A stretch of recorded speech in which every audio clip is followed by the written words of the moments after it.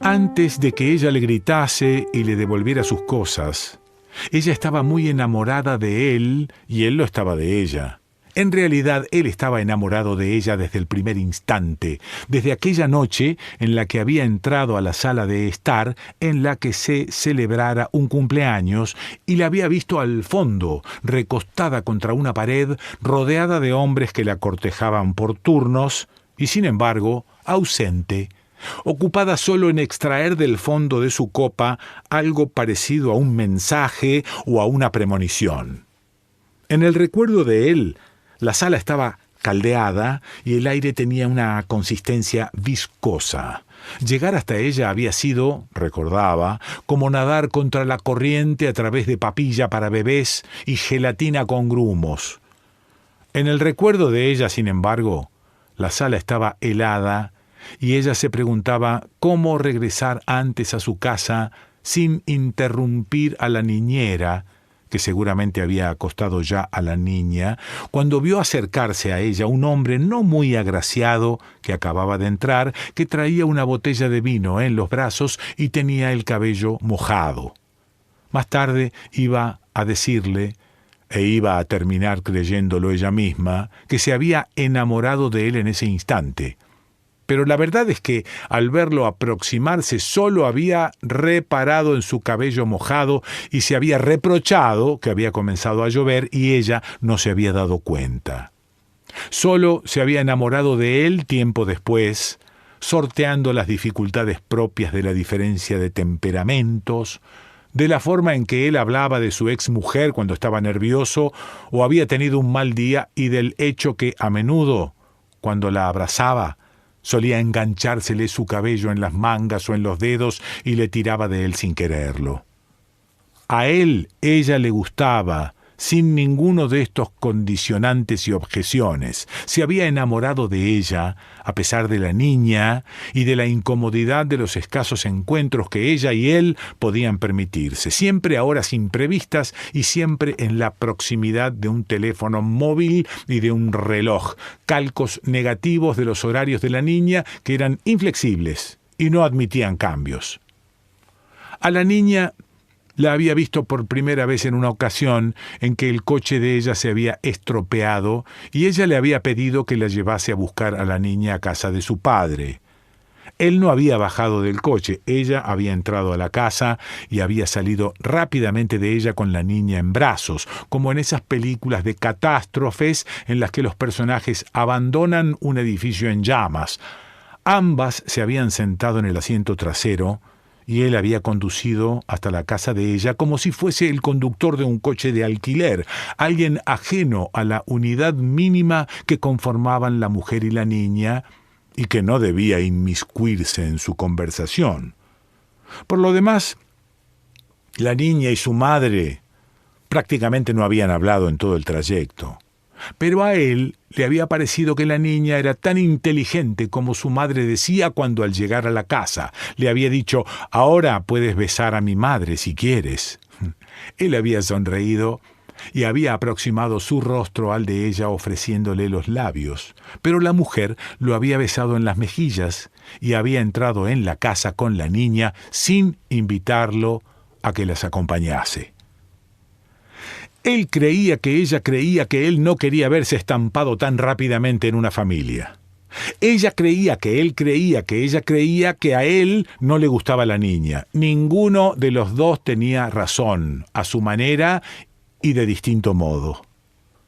A pesar de lo cual, ella había ido probando el terreno, permitiéndole pasar más tiempo y más tiempo con la niña, en pequeñas situaciones en las que él la dejaba en la casa o pasaba a buscarla, y de las que la clave era que pareciesen concesiones que ella y no él le hacían al otro. Al principio, él le había llevado dulces, pero la mujer se lo había prohibido. Luego había comenzado, a su pesar, a proveerla de aserrín y alimento para roedores. El padre de la niña le había regalado un hámster, una bestia peluda que a él le repugnaba, pero que ocupaba satisfactoriamente todo el tiempo de la niña. Una vez, mientras la niña lo peinaba, después de que le contase una historia enrevesada sobre un cepillo de dientes que había contado un secreto, él le preguntó si el hámster era macho o hembra. Pero la niña miró el animal que reposaba en la palma de una de sus manos como una extraordinaria mota de polvo y se quedó perpleja, como si nunca hubiese pensado en ello. Sin embargo, creyó comprender en ese momento que se trataba de un macho y que en realidad el animal y su existencia frágil y algo irrelevante eran un mensaje que el ex marido de su novia les había enviado a él, a ella y a la niña, pero especialmente a él, que participaba con el antiguo marido en el juego siempre triste de las masculinidades que se reemplazan unas a otras cuando la situación lo requiere. Un día también, cuando se enteró de que la niña dormía con el hámster en su cama, él le planteó una objeción enérgica. Más tarde, cada vez que venía, él tenía la impresión de que la niña olía como el animal, a papeles viejos, sudor y alimento balanceado para animales pequeños. Aquella noche, cuando lo discutieron, ella se enojó mucho. Al llegar una noche a la casa, sin embargo, ella no estaba lista. El hámster se había perdido y la mujer le pidió que entretuviese a la niña mientras la niñera y ella lo buscaban. Así que él se sentó en cuclillas junto a la niña y comenzó a hablarle. La niña no parecía preocupada. Estaban en la sala de estar donde ella tenía su vasto reino infantil y se entretenía fingiendo preparar un plato en la cocina de juguete que su madre le había regalado la Navidad anterior. ¿Qué estás cocinando?, le había preguntado él. Ella le había respondido que estaba cocinando colas de ratas y cucarachas negras y gigantes con murciélagos y hormigas. Él le había dicho que se las iba a comer todas y ella se había reído. Entre ellos se había establecido una especie de competencia tranquila que se expresaba en los términos en los que la niña lo prefería, en una larga conversación entre ellos que era enormemente seria y al mismo tiempo graciosa, todo junto y sin ambigüedad alguna.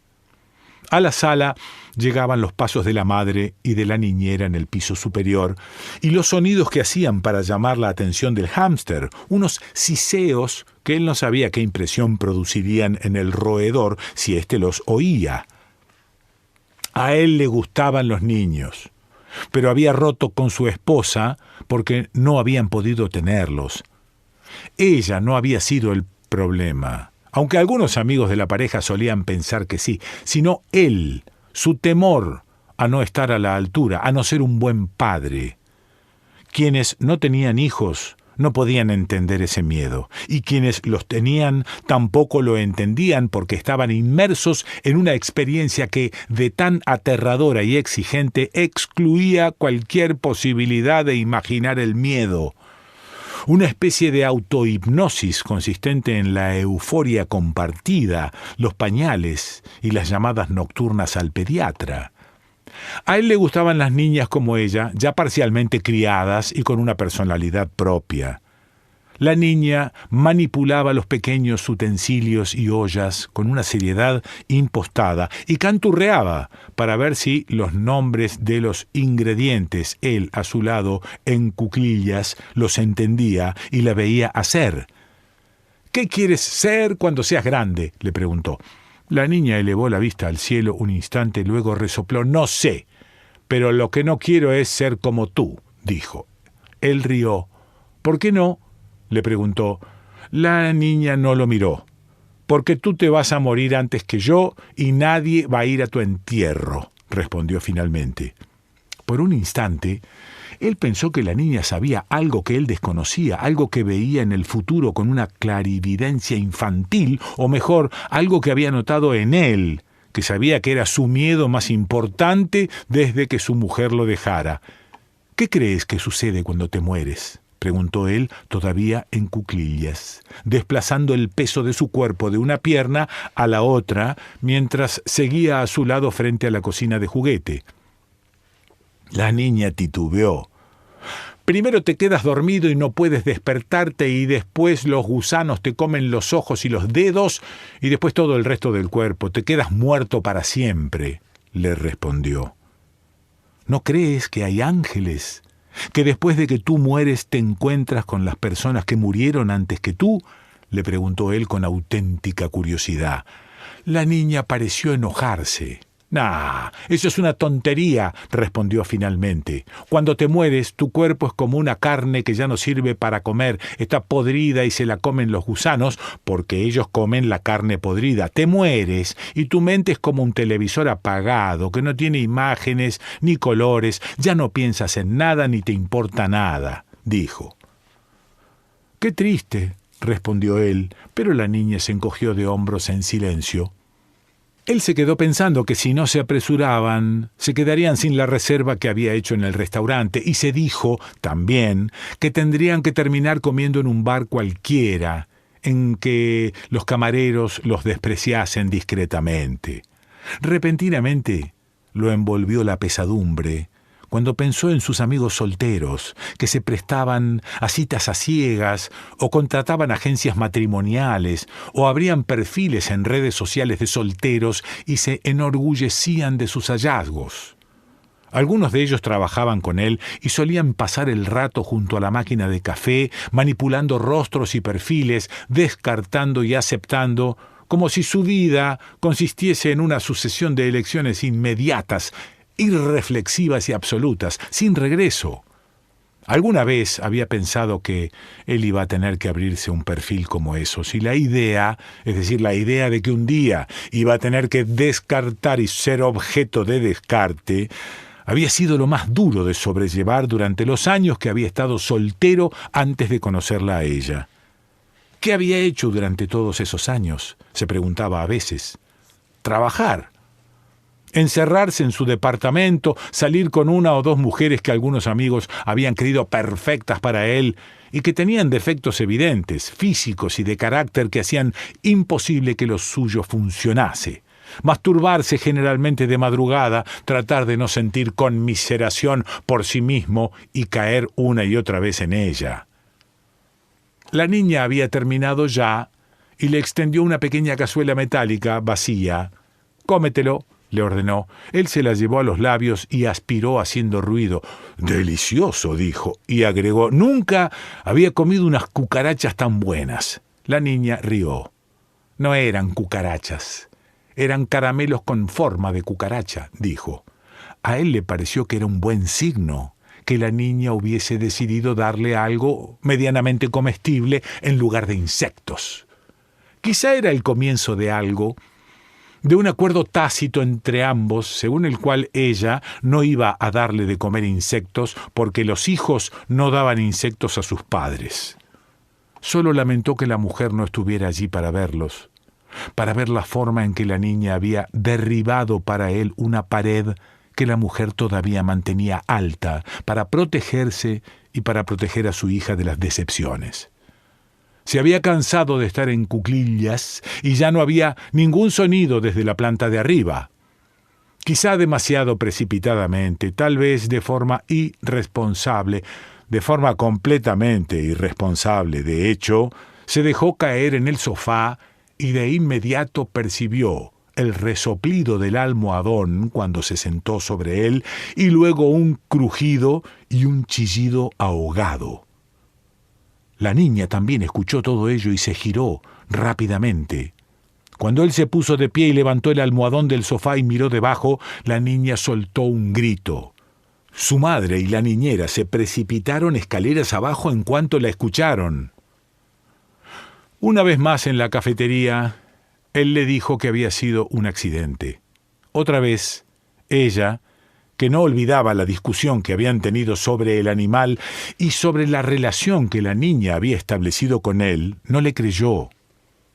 A él le pareció que ella nunca había superado el período de prueba, pero también le pareció que, después de aplastar involuntariamente al hámster, no había forma de fingir que él sí lo había pasado o merecía otra oportunidad.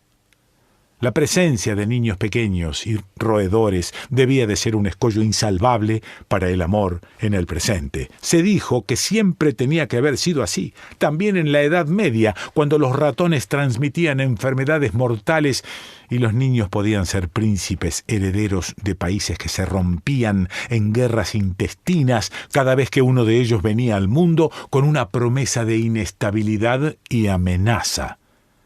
Se dijo que iba a tener que evitar ambas cosas en el futuro, niños y roedores. Pero también se preguntó cómo iba a hacerlo. Sobre todo, cómo iba a hacer que cupieran un par de frases de un perfil cualquiera todo lo que había sucedido. Patricio Prón.